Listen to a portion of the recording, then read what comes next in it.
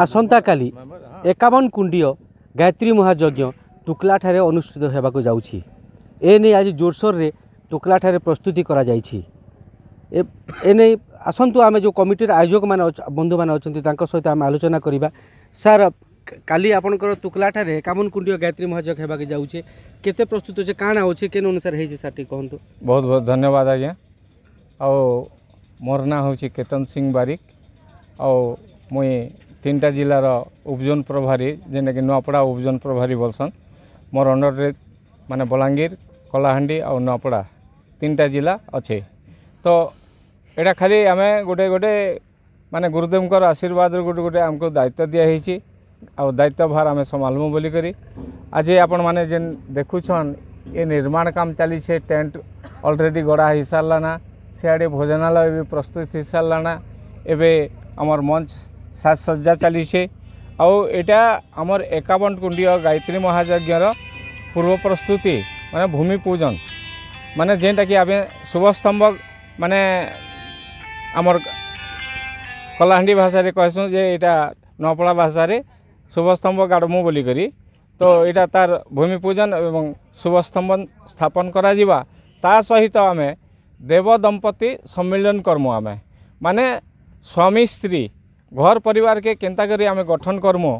परिवार निर्माण, व्यक्ति निर्माण, परिवार निर्माण एवं समाज निर्माण एटा होछे आमर अखिल विश्व गायत्री परिवार मेन उद्देश्य। आओ माने 2000 मसीहा जेनता आमर आसबा आगामी दिन रे परम पूज्य गुरुदेवकर तांकर साधना वर्ष 100 वर्ष पूर्ति हेबा। तापरे आमर माने परम पूज्य गुरुदेव जेन साधना स्तर रे तांकर माने साधना करुथिले सेतके बेल के जेन अखंड माने दीप तांकर गुरुदेव जेन आशीर्वाद देथिले सेथिरे गोटे ज्योति कलश स्थापन करवार लगी से स्थापन एटा करथिले अखंड दीप। आ सेटा से दिन थारो अहरह शांति पहला मथुरा रे जलला, तापरे तांकर जन्मभूमि आमलखड़ा रे जनला, तापरे मथुरा रे, तापरे आसिकरी आमर शांति कुंज रे भी स्थापन करा जाइछे। और तार माने 100 वर्ष पूर्ति उपलक्षे माने 100 वर्ष पूर्वा तापरे आमर माने माताजींकर जन्म शतवार्षिक भगवती देवी शर्मांकर माने 100 वर्ष पूरण हेबा। आउ से अखंड दीपर मध्य 100 वर्ष पूरण हेबा।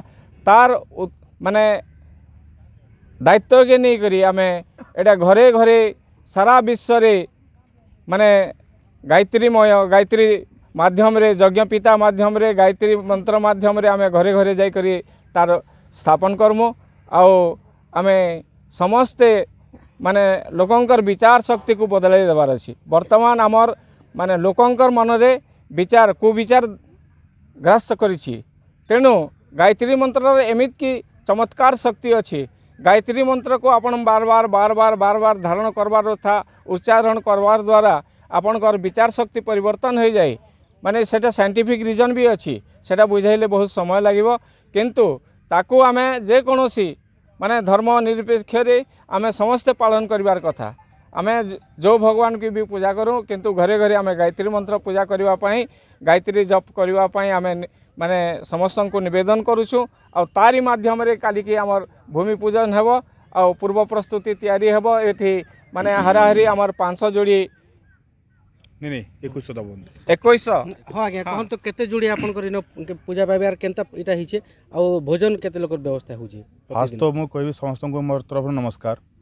आउ आमे तो गुरुदेव रो गोटे छोटो मार्त गोटे कर्मी। आमे गुरुदेव रो आशीर्वाद रे आमे पाखा पाखी 2100 देव दंपति रो रजिस्ट्रेशन करि सारिछु। आमे आकलन लगेछु कि बहुत लोग को आमे फोन माध्यम में मध्य जणैछु जहाँ पार जो आमे पहुँची पारिनु से मध्य बहुत खुशी रे से आग्रही करी आसीबा को उनकोटा होचंती। आमे अनुमान करूछु जहाँ ले मध्य 2100 देव दंपति कम रु कम आसी पारिबे। एठी से हिसाब रे आमे मंच मध्य तैयारी कर रखिछु बहुत सुंदर आकार रे जेंति सु आकार रे हेई पारिबो। तांको पय भोजन रो व्यवस्था मध्य रखिछु। आ हमर शांति कुंज टोली मध्य आसुचंती। आ आज डेटा समय घटिकार से एठी तुकला रे पदार्पण करिवे। जहाँ परिचालना कमिटी कहते जे आसंता काली भूमि पूजन हेबो एवं जो गायत्री मंत्र द्वारा जो कुसंस्कार ताकू दूरीभूत करने प्रत्येक परिवार कुसंस्कार दूरीभूत करने को से प्रचेषा करुछंती। नुआपड़ा जिला तुकला गारू रुद्रराज बाग न्यूज़ 26।